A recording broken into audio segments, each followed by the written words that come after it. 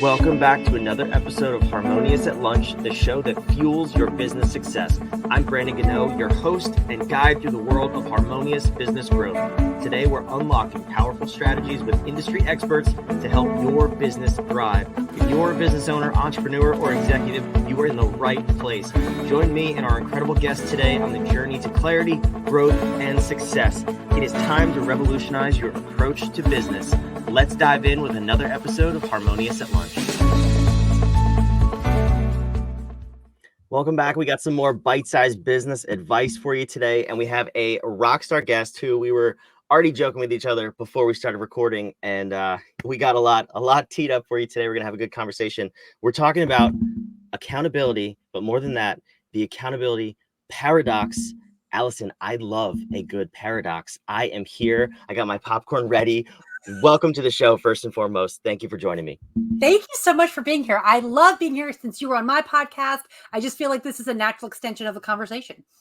Yes, if you want to go listen to that episode, I will put it in the show notes down below. And of course, compare who's the better guest. We want to know in the comments, was it me or is it Alison after this episode? We're here to have a good time, obviously. But Alison, no. So I want to dive into the accountability paradox. We're going to explain what that is. So first, let's kind of anchor in that. I want to see how you came to realize this in your business with your clients. So define for me what this accountability paradox is with small businesses and entrepreneurs. Okay. So in a nutshell, the accountability paradox is the idea that we become small business owners with this idea that we're like, yeah, I own a small business. Like I'm a rock star, right? And then we fall short of achieving our goals because we don't have anyone there making sure that we show up every day and we do the parts of the business that we don't like. And we all start with passion, right? Every business owner starts with passion. But at some point, when your business grows to a certain level, there's a lot of behind the scenes, back of house stuff that you don't want to get stuck in, but you do. And there's weeds. And what happens is your business starts to struggle because you get caught up in doing the things that you hate and you don't get to do the things that you love. So you stop doing the things that you hate for obvious reasons. And then things start to fall apart and you lose control of your business. And so there's this big joke. I have a set of clients that hired me and I sent them our very first meeting agenda. And it was it was probably 30 bullet points of all the things we were going to nail in this 90-minute call. And I got a Slack message back and they were like, Alison, I think we just hired you to be our boss. And I burst out laughing because I was like, I never thought of it that way. Like, I'm not your boss. I'm not even your coach. But in some ways, that's what they needed. They needed somebody to bounce ideas off of and then to be like, okay, y'all said you wanted to get this done. Here's how we do it. And I'm going to make sure you get it done because I'm going to be in your ear being like, hey, did you do the thing we said we were going to do? Did the email go out? Did the video get recorded? So I'm a little bit of a gnat in your face to a certain extent. That's a really good tagline when you're attracting people. I'll be the gnat in your face. Like, my ultimate tagline is I'm not bossy, just aggressively helpful. And I have a t-shirt that goes with it. So. I love that. You have to send us that picture. We're going to post it on Instagram with this episode. But I think, okay, so I heard a giant mistake though in your process. You sent a meeting agenda to an entrepreneur. What were you thinking? Listen, this is how I roll. And as we were talking about before we came on, I am not for everybody, and that is okay. I am for the action takers who know they need a little bit of a butt kick. They know they need the structure, and they're willing to do the things that they don't like to do in order to grow their business. And so the 30, that was an exaggeration. I think it was probably like 11 or 12. But even that, a lot of it was like, we're going to hit, what are your strengths? What are your weaknesses? Let's do the SWOT analysis. And those were concepts that, they hadn't really thought about before. And so that's how we did it. Yeah, no, I like it. And it's important too. And it's a shock for people because you get into business to be your own boss. Well, a lot of people do. And then they realize that they don't want to be their boss or anyone's boss. And they just kind of go through day by day and get nowhere. So what I'm kind of curious about then is you're shocking people with your meeting agendas, which is awesome. Take me through a little bit of that process of determining what kind of leadership they need from you if they're not willing to show up and lead themselves necessarily. Oh, that is a great question. So I have my clients come from very different, I have wildly different clients, and it's kind of funny, but they all come back to this same idea of I'm really good at pushing them in the right direction, even though all of my clients are headed in different directions. And so I think the leadership that they look for from me is the encouragement, but also the tough love. And when you're an entrepreneur, to a certain extent, there's a little bit of rebel in you. Like, I'm not corporate. Nobody tells me what to do, right? And I work with a couple of people who are anti-corporate. They've come out of corporate. I shouldn't say they're anti-corporate. They've transitioned, right? And so they absolutely, like, I start telling them, like, these are deadlines we need to hit in order to launch your product, and you can see the walls go up immediately because they don't want deadlines. And I have to very lovingly say to them, okay, if you don't want that deadline, that's fine, but do not expect your launch to happen the way you think. Do not expect to break the 100K mark with this launch if we don't have pictures done, if we don't have videos recorded, if we don't have, the email sequence taken care of. And it's just little things like that. They want to, develop the product. They don't want to do the nitty gritty. And so I come in with that tough love. I'm the reality check in a certain way. And I think, I don't know if reality check is a leadership style, but that's sort of what I provide. And I have straight up had clients who have said, see you later. Like, we finished the contract and they were like, you're not for me. This is not what I want. And I'm like, okay, go find someone else who will call you. I'm not that girl. The people who want the Enneagram 8, the challenger, the powerhouse, we get along fantastic. The people who can't handle me, that's totally fine. There's someone else out there for them. Absolutely. You have to be who you are authentically, or else they're not going to get their results. So I like that. And I'm curious, I have a theory, but I want to just first clarify, like, what is the typical size range of the companies that you're working with? I'm still in the small company range. So these are entrepreneurs that have maybe a team member, but mostly they're working with contractors still.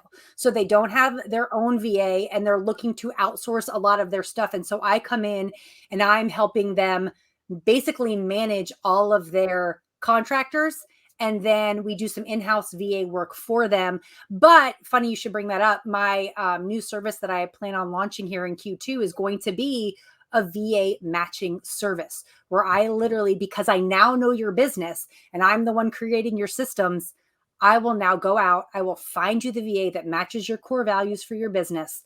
I will train them, and then you can stop paying me an absurd amount of money to do things that your VA could be doing for a reasonable price. So Okay. No, that's helpful, because here's my theory, and I want to see if this is present with your clients and when you meet people. When we get into business, it's typically someone who has a passion for a product or a service. They love doing the thing and meeting with the customers and doing all the things. When they start to grow that business or start to achieve a little bit of success, then there's a few failures that come in. And with those failures start to creep in the doubts. And what naturally comes then is, if they don't have guidance from someone like you, they start to kind of recoil back into their shell a little bit, and they only do the things that feel safe to them. So that's why they're not building out the email sequences and they're not putting together a launch strategy. So first of all, do you find that that's kind of the cycle of getting into business for people? absolutely. And I think that is another reason why they're not building their team as they need to, because they don't want to be responsible for paying someone else. As when you hire a contractor, you know how much you're paying and you know you know the deliverable. But when you hire a team member, it's a whole nother level of responsibility. And I think that after they've experienced a hiccup or a failure, or they've hit a plateau, they've crossed over that 100,000 mark, but they can't seem to get to that 250,000 mark. And they're thinking, but if I bring on a team member, I can't keep this up. I can't keep leveling up. Now what do I do? And so there's absolutely a fear of failure that prevents them from taking the leap. And we have reached the paradox, because they started a business to be their own boss, but they are unwilling to be the leader that they need to be. So dissect the paradox. When we get there, what is the next, if they were not to hire you or me or anybody else, but they wanted to grow their team by themselves, what is the path to get past this paradox and be a leader? And I guess this could kind of be a trick question, because some people are not meant to be leaders, and that's okay. It's but I true. want to hear your take. This is very true. Okay. So if they're not willing to hire anybody and invest, honestly, I would just say get an intern, go to a local college and hire an intern who is getting a degree in branding or marketing or business or whatever your thing is, and be like, hey, how about you work for me for experience? And then you can put my company's name on your resume when you graduate. I actually, one of my clients that I have now literally did that. They had, I transitioned from one business to another. And in that middle of my transition, they didn't have me. And so they went and got an intern, and I trained the intern. She worked with them for her summer. And then I came back in and took back over again. And it was a great way for her to get experience and for them to get work for free. Um, and I actually also did an intern in a similar way. And then I hired my intern on as my VA because I was like, girl, I spent all that time training you. Let's just make this official and let's keep you around so I don't lose you.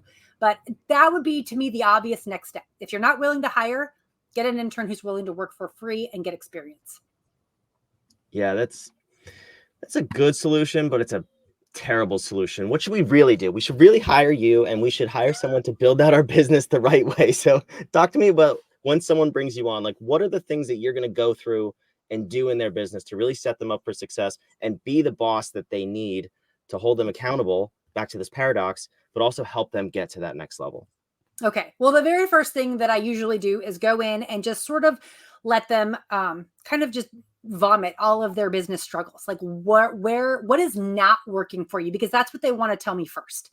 And then once they've told me all that and we sort of get that emotion out of the way, then I turn around and say, what is working? Let's focus on that for a little bit. And then I go in and we start dissecting where's the systems breakdown.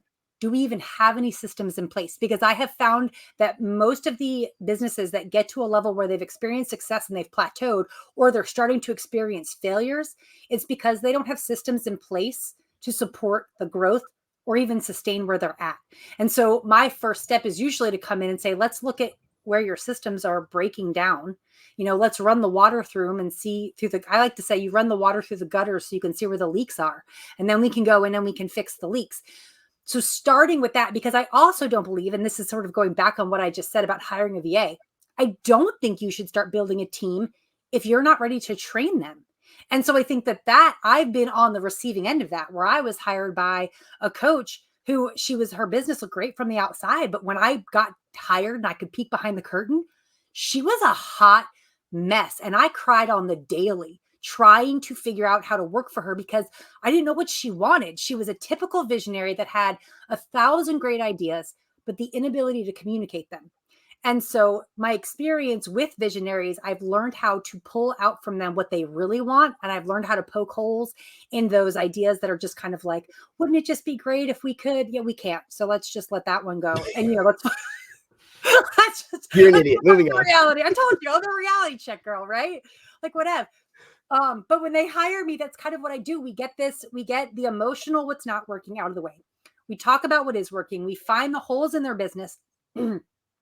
And then I start filling in and fixing what's missing or what's broken. And then we talk about, okay, what's the next level? How do we go to the next place? And for some of them, that is going to be hiring a team member or firing a contractor. I have a client right now who, now that I'm working with him and I'm managing his contractors, he has fired his photographer because she wasn't producing the kinds of things that he really needed from her. And now, we have a guy, we've got some video guys that are not really promoting the business the way they need to be, not with the vision that my client has. And he didn't have the time to address it. And then here I come and I'm like, listen, did you see the videos they created this week? This is not how we want to represent your brand. And he's like, oh yeah, that's a good point. I'll have a talk with them. And I'm like, no. I'll have a talk with them. I got this. Like, that's my job. You go be the visionary. I'll go back to them and be like, hey guys, you're not on brand. Let me remind you of what our brand is. And so in some ways, as much as I am the bad guy for my client at times telling them no, I also take that off their shoulders and they don't have to be the bad guy for their contractors, for their team. That's my job. I go in there and do all the messy work that they don't want to do. Yeah, it's an important role to play too. I'm thinking of me and my business partner, honestly, because he's for sure more the visionary. He came up with the company, the architecture, all that stuff. And I had a similar vision.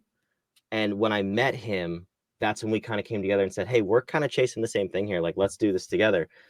If you ask him to use a keyboard, he gets hives. So like someone obviously has to put these things into action and make them work. Right. But what is that balance? Like, how do you manage that balance? Because I know you said some people are, for you or not for you, and that's totally fine.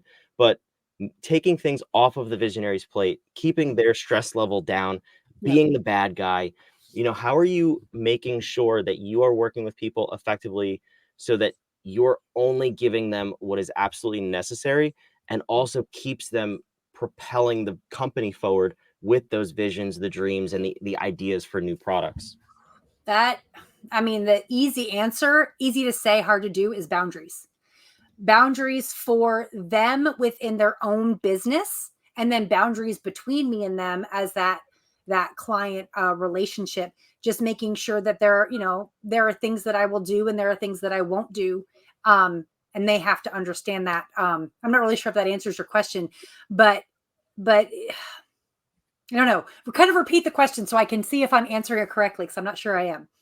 Well, you're pretty much there, but it's really about how are you managing that relationship so that they know anytime you say no or you say Hmm.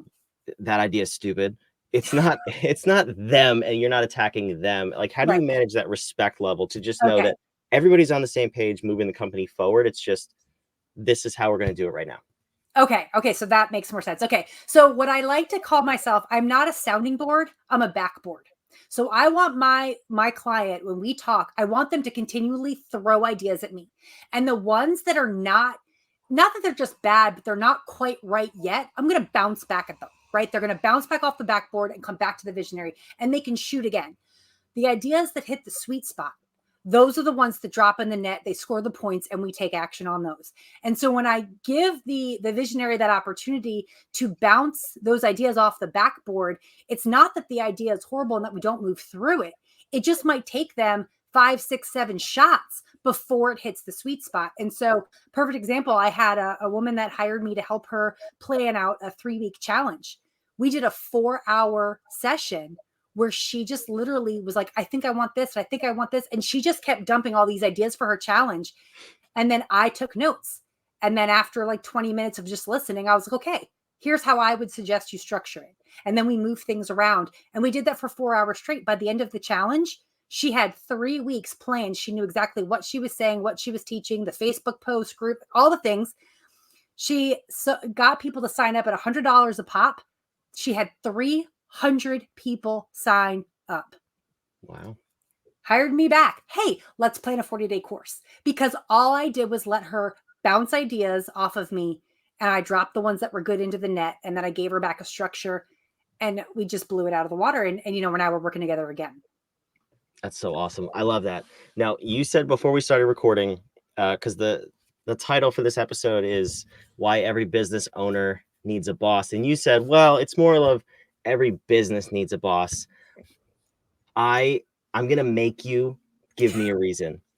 Why? Okay. Because I agree with the first title, and I know you do too. You're just trying to be politically correct to some degree. Why does every business owner need a boss? And before you answer, I will say that the COO is the boss. Like, Yes. that's there to keep the visionary in check. So Yes. now, Alison, you must answer the question. Why does every business owner need a boss like you? Okay. Honestly, because without one, they will plateau, they will get frustrated, they will burn out, and they will give up. And they can only get so far.